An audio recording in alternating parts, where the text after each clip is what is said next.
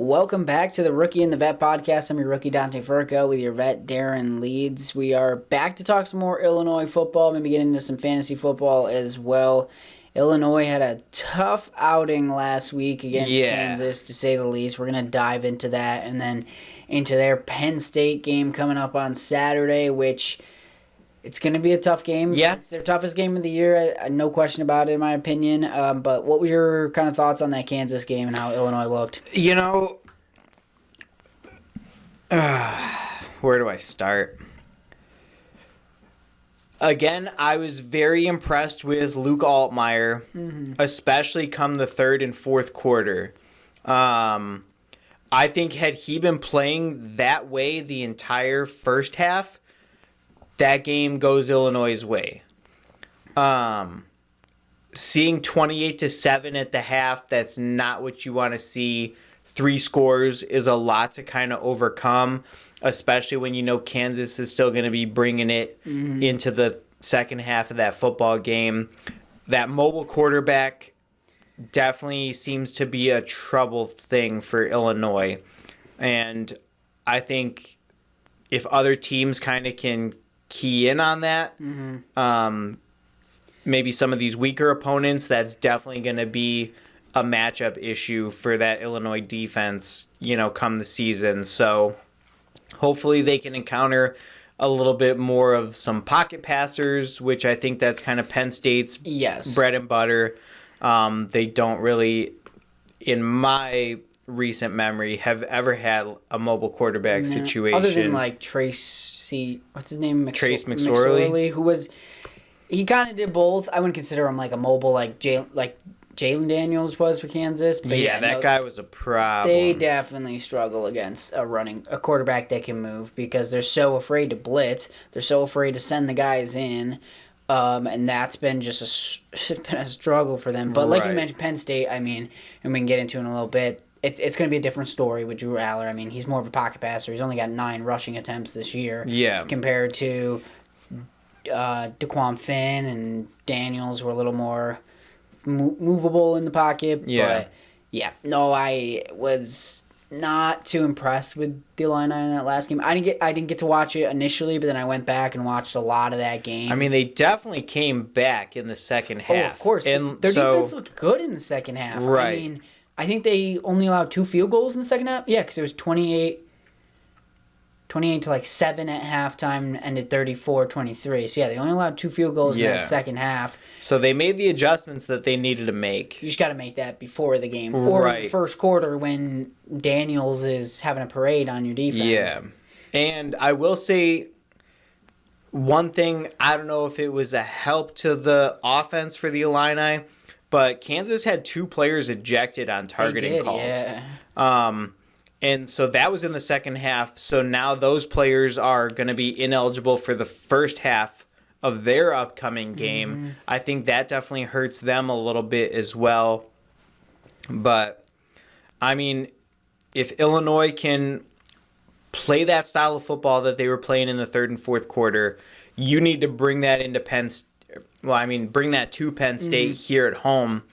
And, you need to go out the gates with throwing different looks at them, different schemes, because they move the ball and they play well. And when they're on, they're on. But when they're kind of being lackadaisical, the other team is capitalizing on that. You're 3 and outing and you're punting the ball, giving it to the other team. You need to, opening drive, go down and score. You need to change up the looks going into those next offensive series because the talent is there. Isaiah Williams was this close to having a 100-yard receiving game.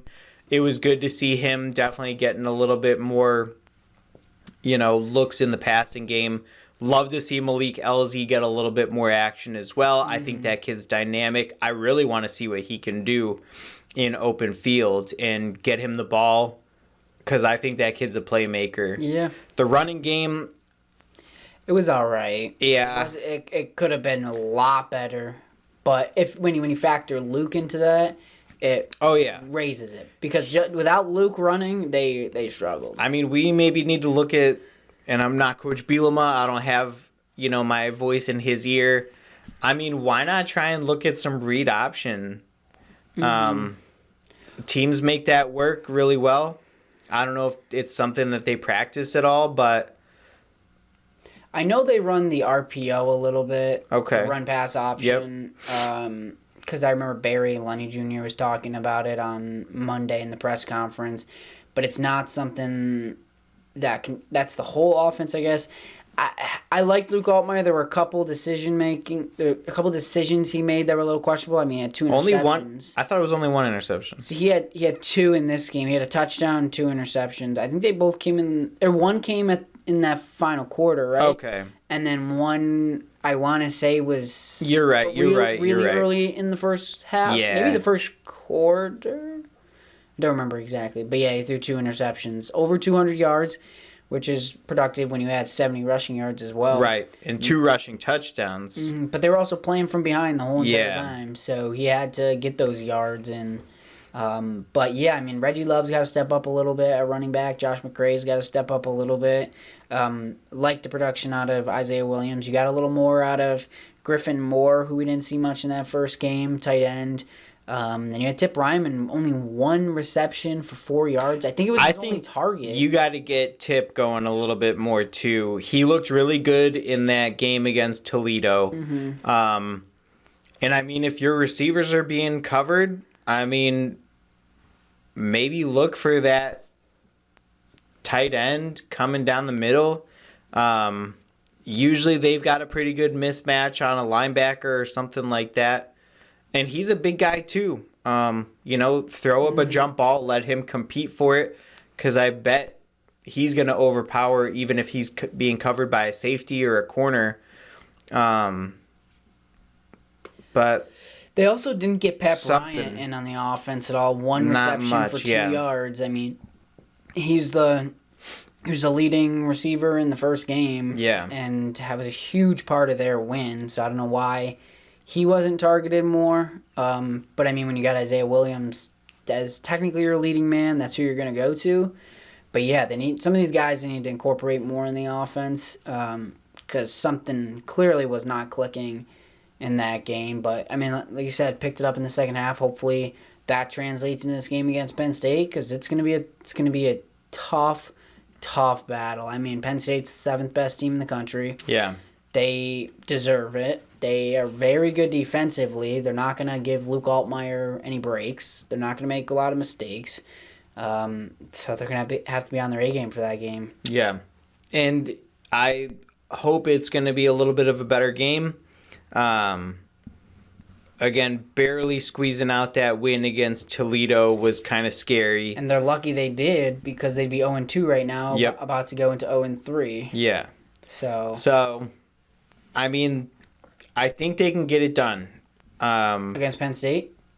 I think so. I mean, I like to be hopeful. I'm always optimistic. But if they can clean it up, if they can work the clock, go down the field, consistently score, put something up on the board, get everybody involved. I'd like to see everybody at least having a couple targets. I mean, maybe we try and get, McRae and Love involved in the passing game a little bit too. I don't think we've really seen a whole lot of that come these first 2 games so far. Chase Brown seemed to be pretty good when they'd get him out in open space. But I would love to sit here and convince myself Illinois is going to be in this game. And that's kind of how it was last week, too. And but I could have said the same thing against me. Severely disappointed. But that second half, again, it seemed like they made the adjustments. They need to just be doing that a lot quicker in this coming game. I mean, I could have said the same thing against Michigan last year where they played very well, almost won that game. But Penn State is on another level compared to Illinois. I mean, it's... I don't want to give a prediction just yet, but I think Illinois is going to really struggle. Like, this is not going to be a close game in my opinion. Yeah. Unfortunately. And I'm going to this game, so again, I'd like to see them play really well, but I could also see the final score being, 45-10 or something that. That's like exactly what I was thinking, like 41-10 along that line, where Illinois is going to struggle to score and struggle to prevent Penn State from scoring. But with that also being said, what was it, 2 years ago, Illinois went to Penn State, who I think Penn State was ranked at the time, a much better team than Illinois, and they beat them in the 9 overtime game. That thriller. When Illinois was nothing that year, that had to be, I'm trying to think if that was Bielema's first year. Yeah, that would have been Bielema's first year, I think, or maybe it was Lovey's final year. Everybody has an off day, and I mean, I guess you gotta hope. They really gotta hope it's on Penn State's not having a good day. I mean, I think our defense still looks good. I think they need to know who you're covering, stick on that guy, maybe cut out the zone coverage, and just play man defense. Mm-hmm. And I think, I mean, if you can at least cover up those receivers, give Johnny and Keith enough time to get through a line, because for as much hype as this defense had going into the season, especially that front four, I was expecting to already see, maybe close to 10 sacks as a team so far. And I think they're only at like 3 or 4 something total. Like that.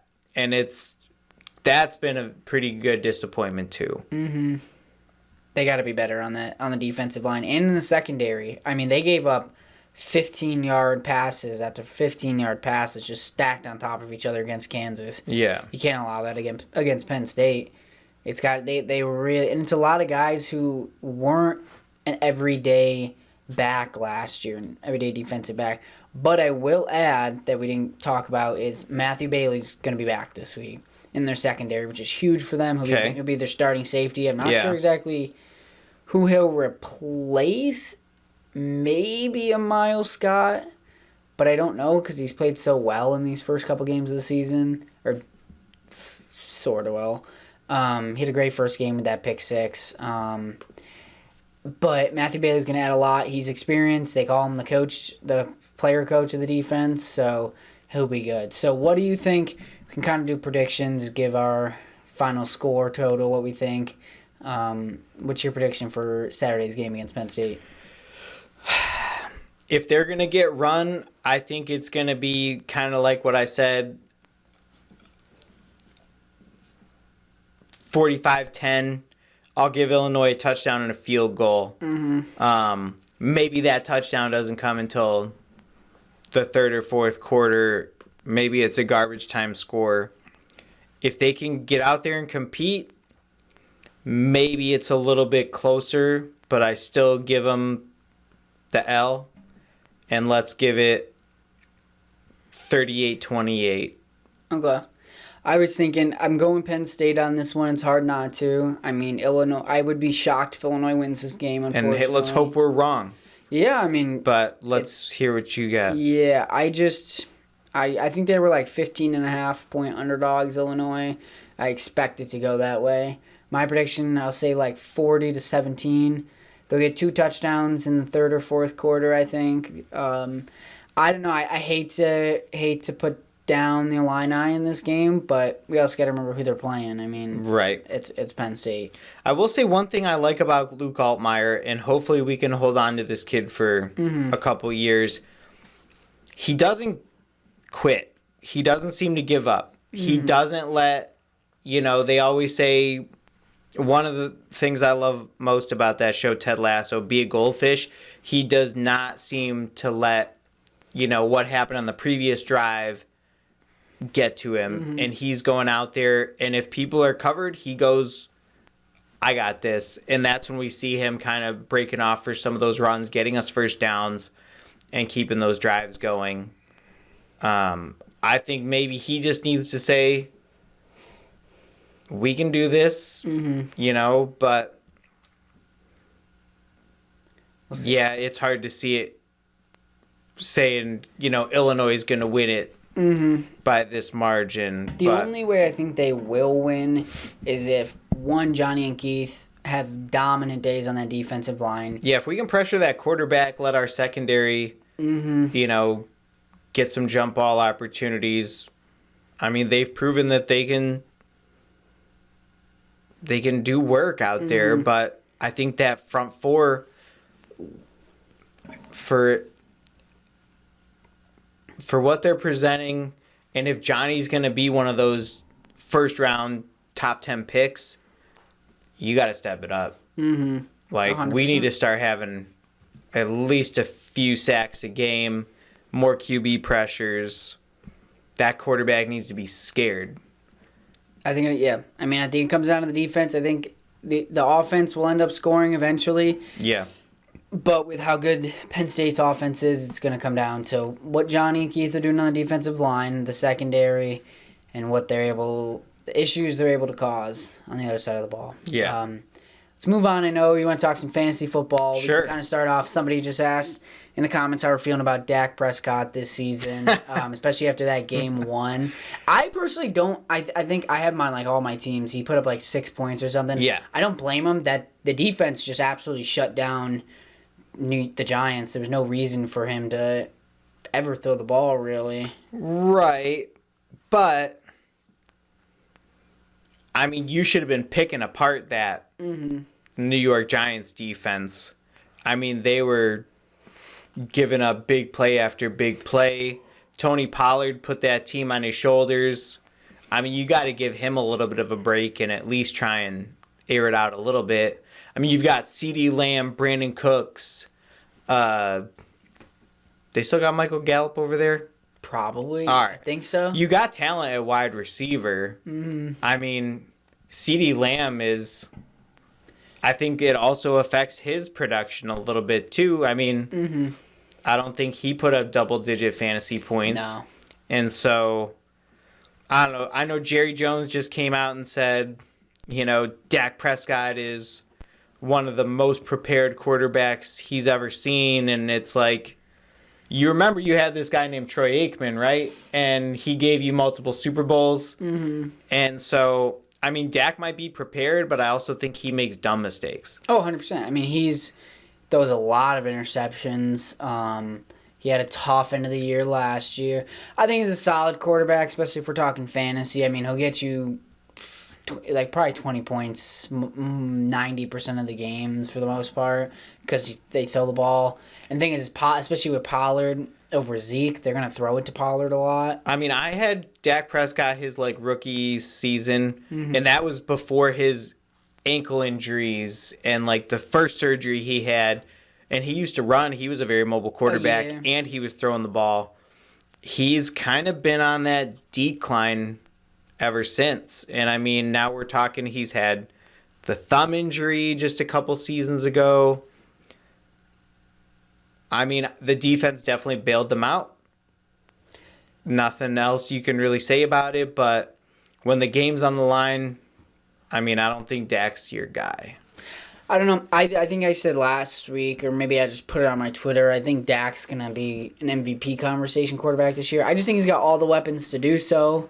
Hopefully he has the weapons. Hopefully he makes the adjustments this year. I will say from one quarterback to another, moving on to another one, I thought Josh Allen looked awful on Monday. Agreed. I mean, I don't think he's adjusted from last season. He throws way too many interceptions. 3 interceptions to the same guy literally is a bit much. And there were, I know one of them I remember watching, it was just a complete misread by him. He threw it right into the I will say arm. Sauce Gardner didn't have his fantastic day that they were expecting, but the guy who caught those 3 interceptions earned himself a cool $250,000 because he hit his incentive bonus in that game. So that's nice for him. Yeah, I just people want to have these conversations. Josh Allen's alongside he's alongside Patrick Mahomes. He's better than Burrow. With these performances, he's just not. But then again, Joe Burrow was awful on And Sunday, I've got Joe Burrow on my fantasy team, and let me tell you, That was a big letdown for me. Yep. I mean, maybe it was the rain, but because it was pouring all day in Cleveland when I was watching that game. But, I mean, Deshaun Watson made it work. Yeah. He was throwing passes. Joe Burrow couldn't complete anything. He was literally throwing. He was running for his life, too. That defense was eating him alive. Myles Garrett was up in that backfield. Yep. And I swear he was just throwing to invisible receivers. Like, he was literally just throwing to nobody. Like, T. Higgins also had 9 targets, 0 catches. Yeah. So I will say I'll put a little bit of that on. Oh, yeah. Everybody was dropping the ball. Him. I will also add, as I said last week, I picked the Cleveland Browns to win the division. Just remember that. You did say that. And you. Yeah. Guys from the future or something, because. You didn't come out and say Aaron Rodgers, but you said a big-time quarterback is going to have a season-ending injury. Yeah, that's tough. I mean, that's tough. I feel bad. I literally texted one of my... not an Aaron Rodgers fan. I'm so sorry for his injury. I'm with you on that. Not a fan, but I texted my friend, and I was like, dude, I'm sorry. Like, you just had your hopes were so high, and that's just crushed. 4 plays into the season. Right. But... And people are so funny. People are like, Zach Wilson could get him into the playoffs. Zach Wilson is not getting him into the playoffs. Were those stand-up comedians that said that? Zach Wilson. There's a reason, they picked up Aaron Rodgers. He's really bad. And it's because that Mike White backup quarterback last year had more control of... Zach Wilson lost that locker room a couple years ago. 100%. And I forget what he said. Last year, too. I forget what he said in like a press conference, but he pretty much didn't take any responsibility for all his mistakes. The defense is again going to be the ones keeping that team alive. Yeah, and he didn't win that game for them. Josh Allen lost it. Right. That should have been the Bills. I mean, Zach Wilson had, 2 touchdowns or something like that, but... It just not... Still. Yeah. They may sign another quarterback. I'm sure they're going to sign somebody. Maybe it's not a flashy quarterback to be the starter, but I'm sure they'll sign somebody to back up Zach Wilson. What they could do is get Tommy DeVito to come over from the Giants, back up Zach Wilson. No, but I mean, I doubt they convinced Tom Brady to come out of retirement. I think that'd be stupid. I was trying to think who they were talking about is available right now. I think Jameis Winston would be a decent option. That's a step up from Zach Wilson. Because he's not going to play this year with the Saints, unless Derek Carr ends up having a really bad season or getting hurt. He's not going to play. You could look towards someone like Jacoby Brissett. I don't know who he's with this year. Could be still the Browns. But that's an option. You could also maybe go like a Davis Mills from the Houston Texans because he's not going to be the starter for them anymore. There's a few options. You convince Matt Ryan to come out. You know what I think would be interesting? And I don't know if it's even plausible. Kirk Cousins? No. Oh, I think that might happen. I was thinking Taysom Hill. That's an option. I mean, you could definitely. Very dynamic guy. Mm-hmm. Just to put the Saints want to get rid of him. They are paying him a lot of money to not do a lot of work. Mm-hmm. And I think that's a guy, I've always wanted to pick him up in fantasy because you see those flashy games where, they're using him in those certain schemes as a pass catcher, as a runner. And that was, granted, when Drew Brees was still kind of in the offense there and Sean Payton was still in the mix. But I think he's got something. Yeah. And I don't think they're using him to his full potential. Maybe, who I do think could unlock that young man's potential is Bill Belichick. I don't know what I think about Robert Saleh. He definitely seems like a good coach. Mm-hmm. Great mind. But you need to find someone who's going to fit into that offensive scheme. Mm-hmm.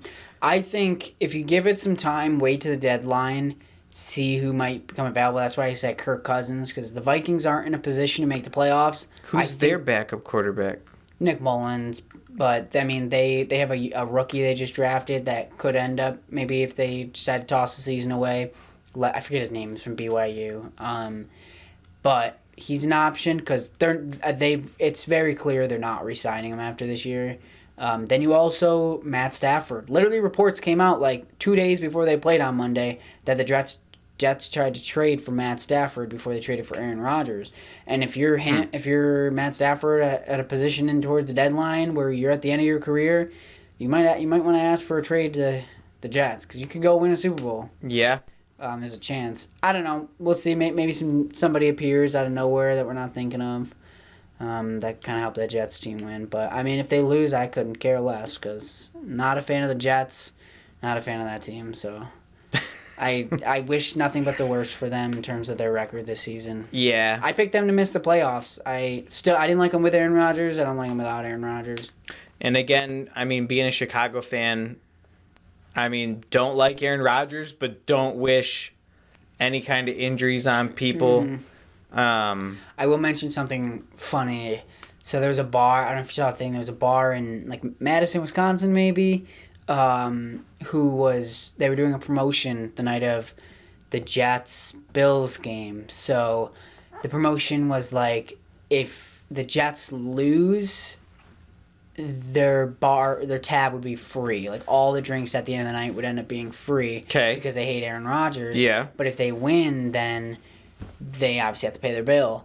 And so when Aaron Rodgers got knocked out of the game in the first quarter, everybody started running up their tab. Dang. Thinking it would end up being free. And then the Jets won. So, I mean, that bar lucked out that, I mean, they made probably bank that night. Oh, I'm sure they did. So I mean, that's a way to make money is to come up with some kind of crazy thing. Mm-hmm. And then, obviously have it not go that direction. You end up getting screwed if something goes. But I guess you could hedge it in a way by, like, if you're the bar owner betting against it. So, like, maybe you make that money back kind of thing. But, no, that was a funny thing. I saw that. They had, like, interviews with the fans and stuff that got screwed with their bar tab. But Interesting. yeah. I will say, one player that really helped me take you down this week, Brandon Ayuk. Oh, yeah, he had a good week. Him and Brock Purdy are gelling. Mm-hmm. And you didn't really hear George Kittle or Deebo Samuel's name a whole lot. Yeah. And obviously Christian McCaffrey put in work he had too. A good game. One person I picked up this week, just to I like to play a little bit of strategy in fantasy football.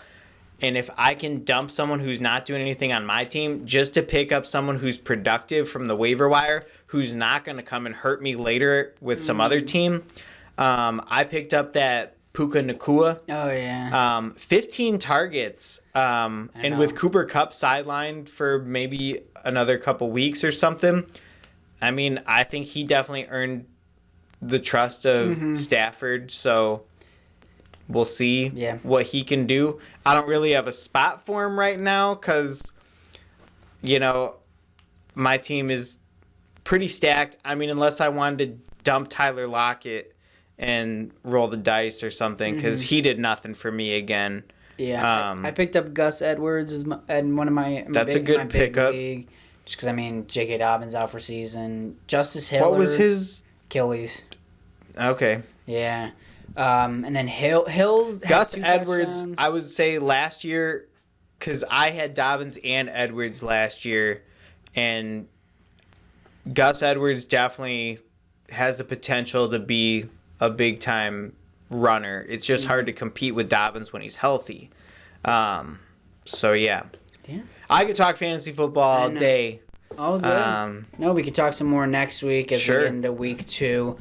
We touched on Illinois against Kansas and then Illinois against Penn State coming up this weekend. It's going to be tough. So interesting game. We'll have all that coverage. Hopefully it's a close game. Hopefully Illinois wins. Fingers crossed. Fingers crossed. That'll do it here on Rookie and the Vet. If you don't already, make sure to check us out on all podcast streaming platforms: Apple Podcasts, Google Podcasts, Spotify, you name it, wherever you get your podcasts, as well as the video version on YouTube. I guess check us out on TikTok now. Yeah. Anybody have fantasy? You want to talk about fantasy? I don't know. Reach out to me. I'm always willing to, shoot the breeze, give you my opinion, or just You want to talk trash on players? We'll talk trash on players. I'm game for whatever. Yeah, perfect. That'll do it here on Rookie and the Vet, and we'll see you next time.